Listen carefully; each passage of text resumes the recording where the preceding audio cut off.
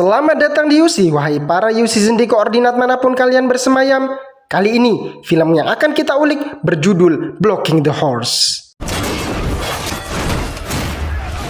Film ini berkisah tentang kakak beradik yang berjuang dalam aksi hidup dan mati untuk merebut kembali pedang bersejarah milik mendiang ayah mereka yang dicuri.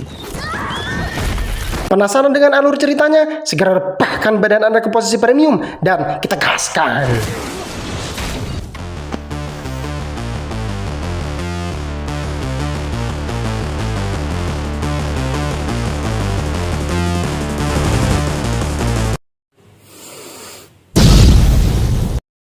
Kisah berlatar di era Kekaisaran Tiongkok pada awal dinasti Song. Yan, seorang komandan pasukan barat, diutus langsung oleh kaisar untuk menaklukkan wilayah utara. Dalam pertempuran besar melawan pasukan dinasti Liao yang dipimpin oleh Jenderal Liu, Yan bertempur layaknya singa. Namun sayangnya, ia harus gugur di tangan Liu.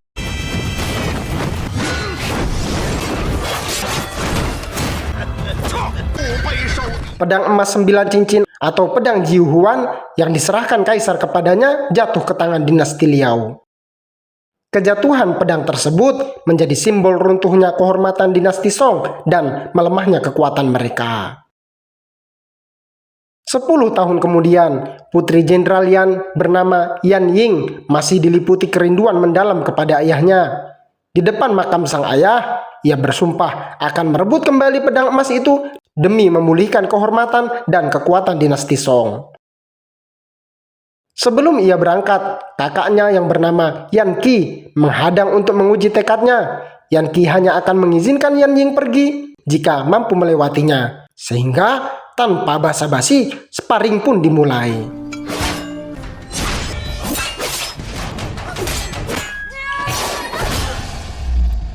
Kalah dari adiknya, Yan Qi tidak hanya mengizinkannya pergi, tapi juga bersumpah membersamai adiknya dalam misi merebut kembali pedang Jiu Huan. Di sisi lain, seorang pria dengan tujuan serupa hidup jauh di luar istana. Ia bernama Jian Guangpu.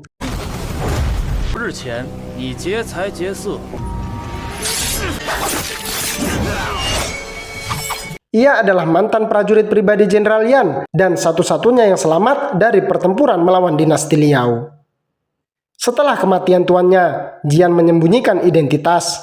Untuk membranding dirinya sebagai rakyat netral yang tidak berpihak ke siapapun, ia membuka sebuah penginapan bersama dua asistennya, si Jangkung dan si Kumis. Penginapan itu kerap menjadi tempat singgah para pejabat, termasuk pejabat dinasti Liao. Suatu hari, seorang keponakan menteri, kita panggil saja Yudi, pria baik hati, lugu, dan agak idiot, datang ke penginapan Jian untuk mengambil pesanan anggurnya. Karena keluguan dan kebodohannya, Yudi memberikan medali emas bibinya kepada Jian secara cuma-cuma. Untuk berterima kasih, Jian mengatur jamuan minum bersama beberapa gadis untuknya yang ternyata itu hanyalah tipu daya Jian untuk mencuri pelakat pinggang Yudi. Pelakat tersebut berfungsi layaknya kartu identitas. Siapapun yang mengenakannya bisa dengan bebas keluar masuk wilayah dinasti Liao. Setelah mencuri pelakat itu, Jian mengikat dan mengurung Yudi di dalam gentong arak. Namun, karena keluguannya, Yudi hanya menganggap itu sebuah permainan. Sementara itu, Yan bersaudara telah berhasil memasuki wilayah Liao. Dengan mengenakan seragam prajurit Liao, mereka berhasil menyusup ke ruang penyimpanan pedang. Namun, saat akan mengambil pedang tersebut, Yan Ying menginjak tuas jebakan. Sambil menghindari anak-anak panah, Yan Qi bergerak maju dan berhasil mengambil pedang Jiu Huan. Saat mereka hendak kabur, Jenderal Liu berhasil melesatkan anak panahnya tepat ke punggung Yan Qi. Namun, keduanya tetap berhasil kabur. Liu melaporkan pencurian itu kepada kaisar. Namun, kaisar telah lebih dulu memerintahkan Ye Lu untuk memimpin pengejaran. Kesal karena tidak dilibatkan, Jenderal Liu diam-diam membawa pasukan elitnya sendiri. Siang hari pun tiba. Yelu dan pasukannya tak berhenti mengejar Yan bersaudara yang semakin terpojok. Hal itu diperparah saat salah satu prajurit Yelu berhasil memanah kuda yang mereka tunggangi, membuat mereka berdua harus melanjutkan kaburnya dengan berlari memanfaatkan semak belukar di sekitar mereka untuk bersembunyi.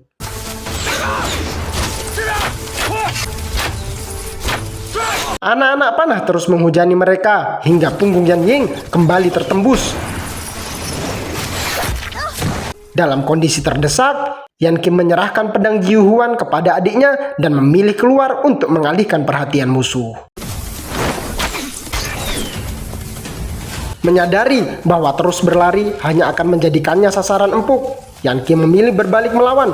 Prinsipnya kill or be killed, membunuh atau dibunuh.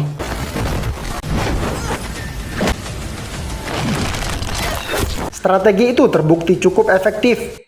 Semak belukar di sekelilingnya membuatnya bisa menciptakan serangan-serangan tak terduga.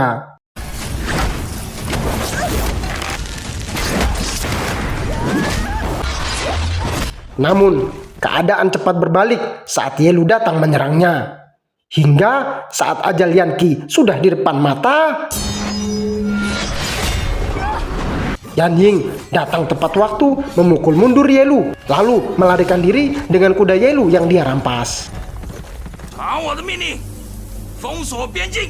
Mereka terus melarikan diri hingga malam tiba. Karena luka Yan Ying semakin parah, keduanya memutuskan singgah di sebuah penginapan yang tidak lain adalah penginapan Jian. Si Jangkung menyambut mereka berdua dan mengantar ke kamar istirahat. Melihat dua wanita itu mengenakan seragam Liao, si Jangkung curiga. Ia cepat melaporkan hal itu kepada Jian. Untuk memastikan, Jian datang ke kamar mereka dengan berpura-pura menyajikan arak dan makanan. Khawatir arak sajian itu dibubuhi racun, Yan Qi meminta Jian meminum arak itu terlebih dahulu dan...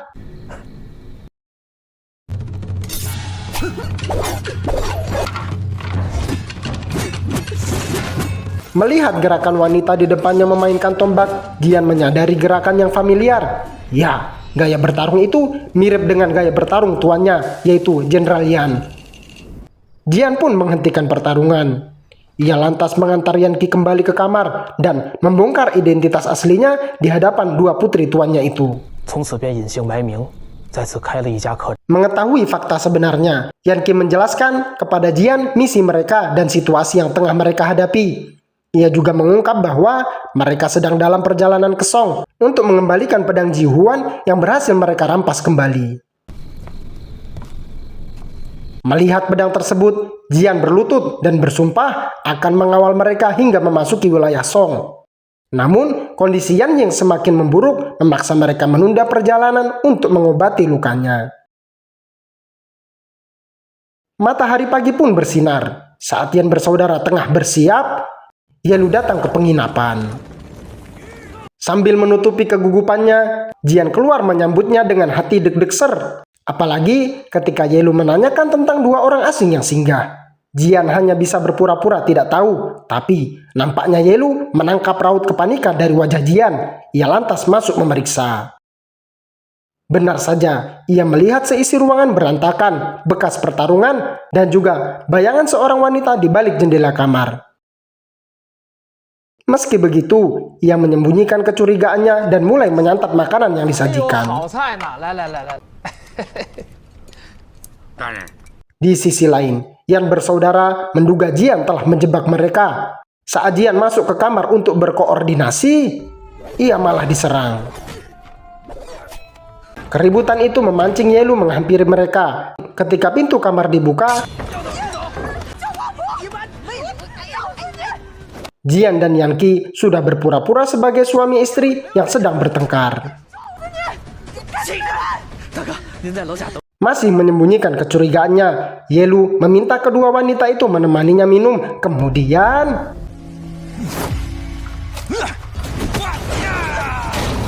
ruang makan di warung itu mendadak menjadi arena pertarungan.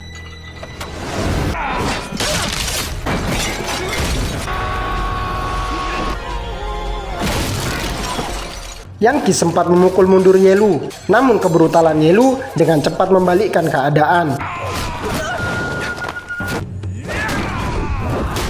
Saat mereka benar-benar terpojok, tiba-tiba hujan panah terbang liar menyasar semua orang di dalam ruangan.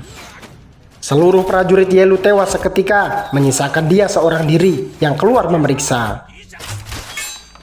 Rupanya, serangan membabi buta itu berasal dari pasukan elit Jenderal Liu. Masih menyimpan kecemburuan terhadap Yelu, Jenderal Liu pun membunuhnya.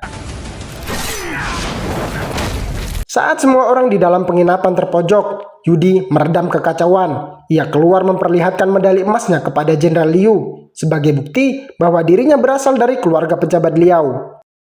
Dia memohon agar si jenderal mundur sementara untuk menjamin keselamatannya. Liu menyetujui permintaan itu.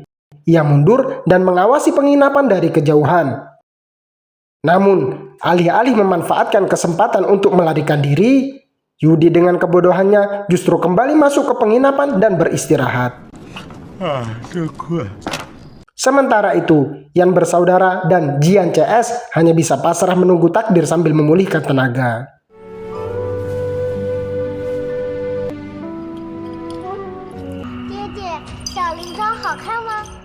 Malam hari pun tiba. Jenderal Liu memerintahkan pasukan elitnya menyerbu penginapan saat Yan bersaudara dan Jian baru saja pulih dari kelelahan. Sehingga pertarungan sengit pun pecah.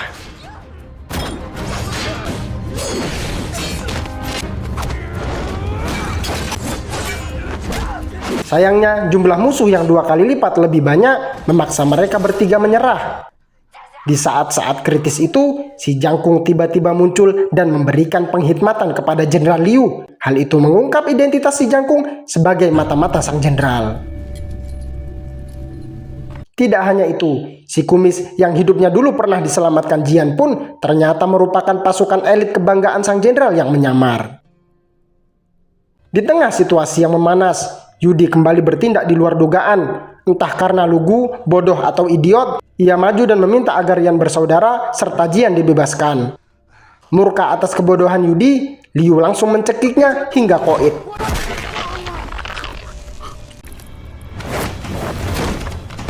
Sebelum melanjutkan perjalanan ke ibu kota untuk mengadili Jian dan kedua putrian, si kumis menyajikan arak terbaik di penginapan tersebut untuk sang jenderal dan semua pasukan sebagai bentuk perayaan atas kemenangan mereka.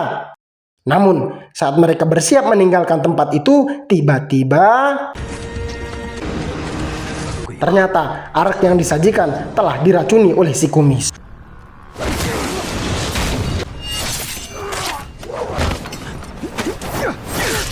Saat ditanya alasan dia melakukan itu, si kumis menjelaskan bahwa meskipun dia bekerja untuk Liu, kebaikan Jian kepadanya selama ini membuat hatinya luluh dan merasa berhutang budi padanya. Pertarungan berlanjut di luar ruangan. 3 lawan 1 masih terasa terlalu mudah bagi Liu. Ia menjatuhkan ketiga lawannya, lalu meraih sebuah senjata dari atas kudanya. Apa itu?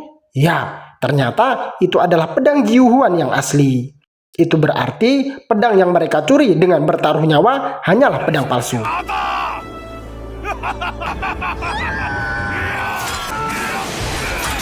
Menyadari bahwa kekuatan semata tak akan cukup untuk mengalahkan sang jenderal, Jian memutar otak lalu melemparkan arak ke arah Liu. Memahami strategi itu, inilah yang Yan Ying dan Yan Qi lakukan.